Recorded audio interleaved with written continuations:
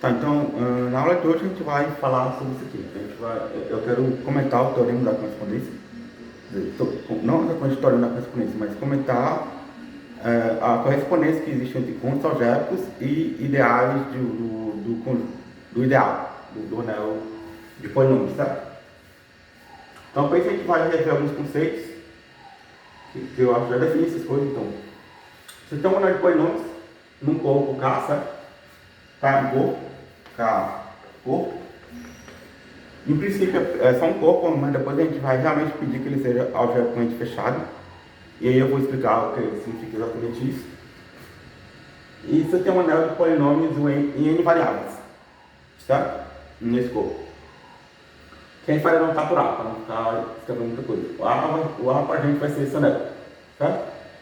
E aí, você lembra aqui do Kn. Kn é simplesmente o produto cartesiano do K do corpo N vezes, que a gente, na verdade, chama de algébrico, que a gente gosta de notar por AN, certo? O ANK. Porque, em geral, a gente vê o Kn como um estrutura de espaço fatorial, a gente não quer ver ele como estrutura de espaço fatorial, a gente quer ver ele como estrutura de variedade. Então, a gente chama de AN, mas é exatamente a mesma coisa, como um conjunto, né? Então, você pega o conjunto X, qualquer subconjunto no Kn, e um I, um subconjunto do anel. Pode ser um ideal, ou pode não ser também, tá? Mas enfim, aí você define, só relembrando, você define o ideal do conjunto X. O que é o ideal do conjunto X? Vai ser o conjunto dos polinômios no anel de polinômios que se anulam em todos os pontos do X, certo? Isso aqui a gente já viu, isso aqui é um ideal. É o ideal do X, certo? E aí, dado um cara aqui, agora um conjunto no anel de polinômios, você define o V do I como sendo os pontos do teu Kn que anulam todos os polinômios desse conjunto, certo? Esse aqui é o que a gente chama de conjunto algébrico. Conjunto algébrico. Certo? A gente já viu isso tudo, mas aí, a gente vai ver a propriedade dessas. Isso que vai dar correspondência, certo? A cada conjunto do AN se associa um ideal, e a cada ideal do teu anel de polinômio você vai associar um conjunto, certo? Então você vai ter uma associação e a gente vai ver que, dadas certas restrições no conjunto e no ideal, a gente tem uma correspondência que é objetiva, né? Certo? Mas antes, propriedades. Primeiro a gente vai ver as propriedades dessa função V, certo? Então, a primeira propriedade que é bom enfatizar é a seguinte, ó. Você pega um conjunto qualquer no anel e você pega I como sendo o ideal gerado pelo conjunto, né? Só lembrando o que é o ideal gerado, certo? O ideal gerado é simplesmente o conjunto das sombras desse tipo aqui, ó. A1, S1 mais AM, SN, onde o AI é um cara do A e os SI são amigos do S. Então são combinações, quando os coeficientes são elementos do anel, combinações finitas de elementos do S, certo? Isso é o ideal. Isso é o ideal gerado pelo ponto S, certo? Então é fácil ver que a variedade definida pelo S e a variedade definida pelo I são a mesma coisa, certo? Então a gente vai provar essas coisas aqui. Então, como a variedade definida pelo S e a variedade definida pelo I são o mesmo, você então não precisa se restringir, não precisa olhar para todo tipo de subconjunto do anel, você só precisa olhar para os ideais, certo? Então, agora a gente vai só trabalhar com ideais, certo? A gente vai esquecer qualquer coisa que não seja ideal e vamos só focar em ideais. Aí a segunda propriedade é a seguinte, que se você tem um ideal I contínuo um ideal J, certo? O teu V ela investe em inclusão, tá? Ou seja, o V do I contém o V de J, certo? O I está contido em J, mas aí o V inverte. Isso faz sentido porque se você pensar em equações, né? Você tem mais equações de J, então você tem mais restrições, tem menos pontos que satisfazem todas as equações, tá? Então o V de I está contido em J, né? A, a observação, a gente vai ver antes também, que não necessariamente ele preserva a inclusão estrita, né? Tipo, o I contém estritamente J não significa que o V de I contém estritamente o V de J, certo? De fato, a gente também, eu devia ter botado isso como outro por aí. Eu vou anunciar como outra propriedade. A propriedade é aqui. É que o V do I é um V do radical I. Certo? Certo? Acho que a gente já viu isso aqui também, mas vamos deixar lá escrito aqui. Certo? Então, obviamente, o I está contido no radical, e se o I não for radical, a inclusão é estrita, mas o V do I é igual ao VJ. Certo? E essas duas aqui são importantes, porque isso aqui é o que vai definir a topologia. Certo? Se você pegar uma coleção de ideais, certo? E vai ter escrito um melhor, assim, uma coleção. Ou seja, uma quantidade de ideais que pode ser finita ou infinita, certo? Não importa. Mas você consegue definir o ideal soma. Eu vou dar relembrar o que é ideal soma. Então, o V da soma dos ideais é a interseção dos Z's, certo? E, dado ideais, você tem o ideal produto, que eu vou já relembrar também o que é o produto. O V do produto é a união dos ideais, certo? Então, deixa eu pagar. Vou deixar a proposição aqui. Pagar aqui em cima. O que tem que fazer? Bom, na verdade, sim, isso aqui eu vou deixar para você verificar. Isso aqui. Mais simples, isso aqui também. Que é exercício. Que é exercício. Mais simples, eu já dei mais ou menos como é que era a ideia de o que fazer. Vou focar nesses outros aqui, tá? O E também eu já comentei, deixa eu comentar o E depois, certo? Então, só relembrando aqui o que é esse aqui, o que é a soma dos ideais, certo? A soma dos ideais é um outro ideal que é definido assim. Ele é definido como somas finitas, deixa eu ver números, x1 mais x2 mais xm, onde esse xi pertence a um i alfa i. Certo? Ou seja, você está pegando todas as somas finitas onde as parcelas são termos dos alfa i. Certo? Como eu estou pedindo que essa expressão seja qualquer, pode não ser uma expressão finita, certo?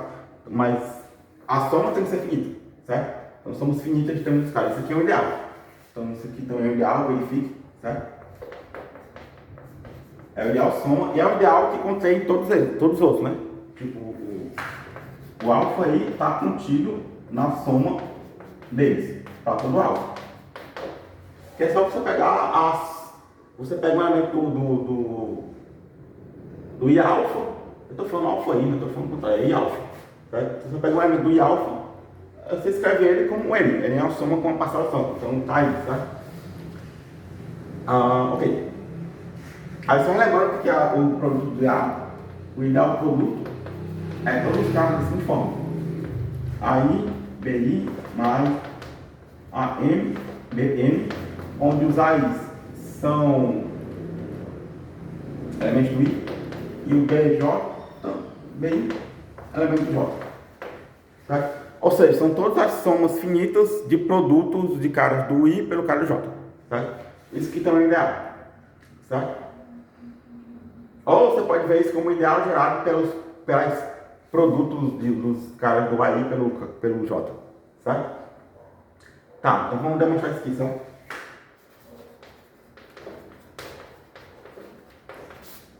Então, esse item A e B, como eu disse, vou deixar para vocês verificarem, mas é simples. Deixa eu parar então para ter mais espaço aqui. Tá?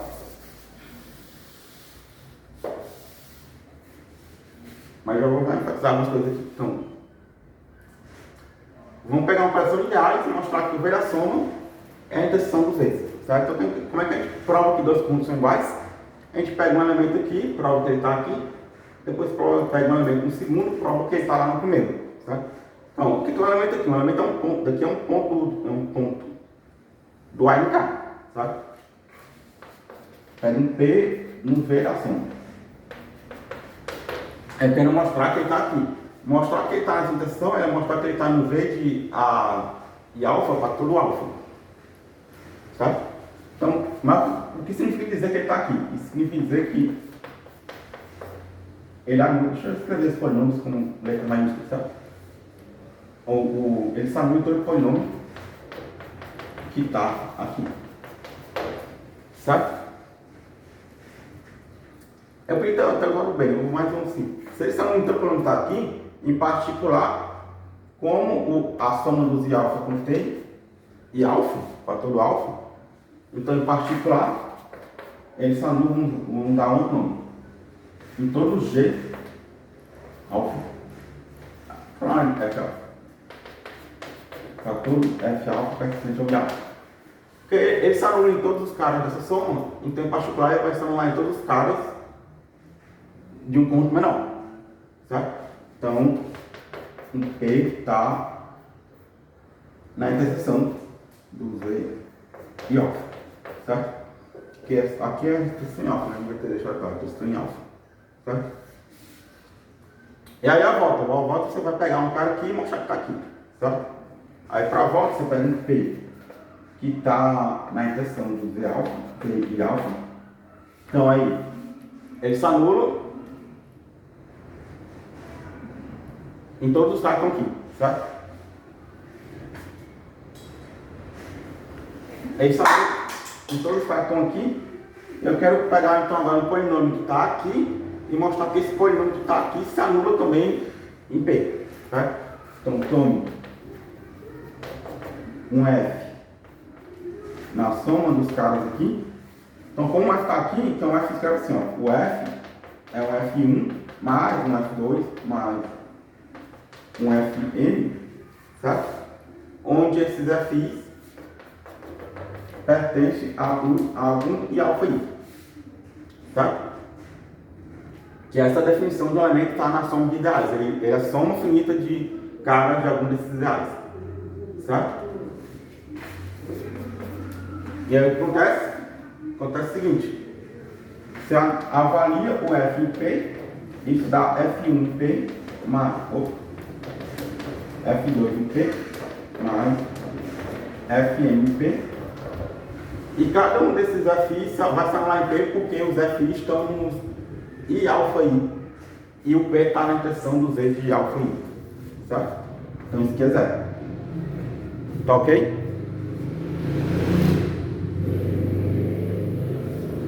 Tá.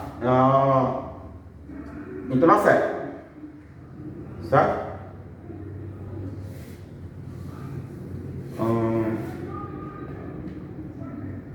Beleza, agora eu queria entender. Vou apagar aqui, certo?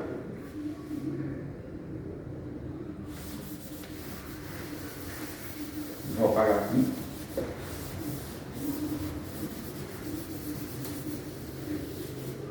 Então a gente provou o item C, o item D. O item D é o seguinte. Tá, mesma coisa, a gente vai pegar um cara aqui e mostrar que está aqui, depois pegar um cara aqui e mostrar que está aqui, certo? Então, por entender, você pega então agora um P que está no V de I e V de J, quero mostrar que está na união, certo? O que acontece? Então, eu quero mostrar que ele está ou aqui, certo?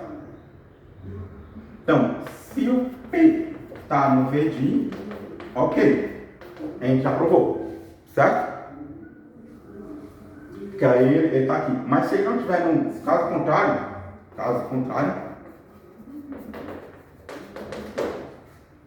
se o P não está no V do I, a gente vai ter que garantir que ele está no V do J, certo? Porque é assim que funciona a união, né? Ou ele está aqui ou ele está aqui, certo?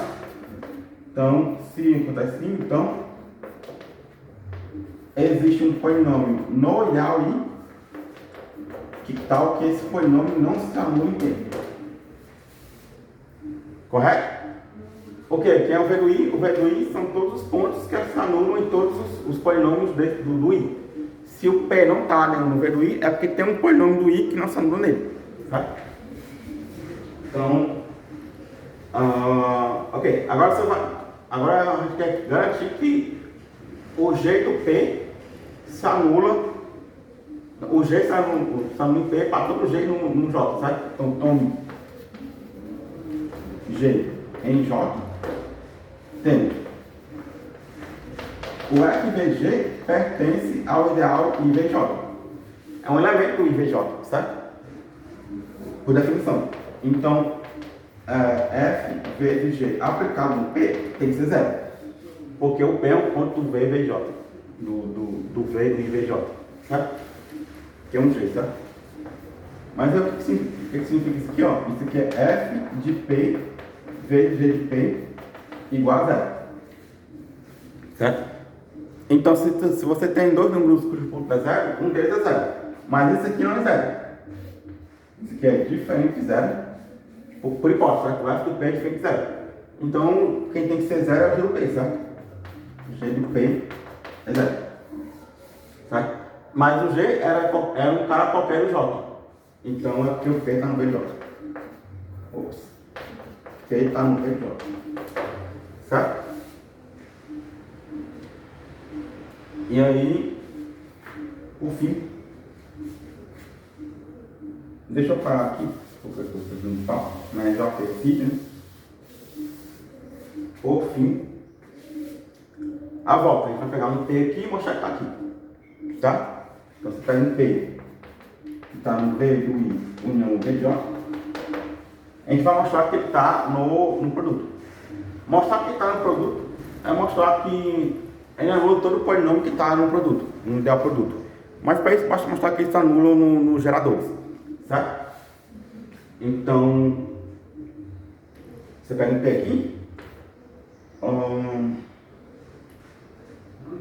Qual a maneira de escrever isso?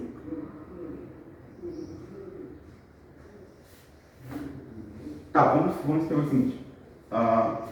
Agora você pega um gerador desse cara aqui, certo? Então, F vezes G no produto. Isso aqui não é um elemento típico do IVJ, mas é um gerador. Então basta verificar nos geradores. Certo? Então, F vezes G no P, isso aqui é F de P vezes G de P. Eu quero garantir que isso é zero, mas isso aqui é zero. Por quê? Porque o P está aqui, ó, nessa união. Então, ou ele está no V do I, ou ele está no V do J. Se ele estiver no V do I, ele anula o F, porque o F está no I. Certo? Se ele estiver no V do J, ele anula o G, porque o G está no J. Certo? Então, em qualquer caso, isso aqui está zero. Certo? Então, eu peguei um gerador do ideal IVJ, mostrei que está no P. Então, como eu mostrei que vale para os geradores, então vale para o ideal inteiro. Certo? Então, de fato, vale separado. Certo?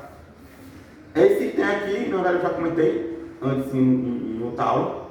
Certo? Mas, bom, obviamente que se o cara está no I,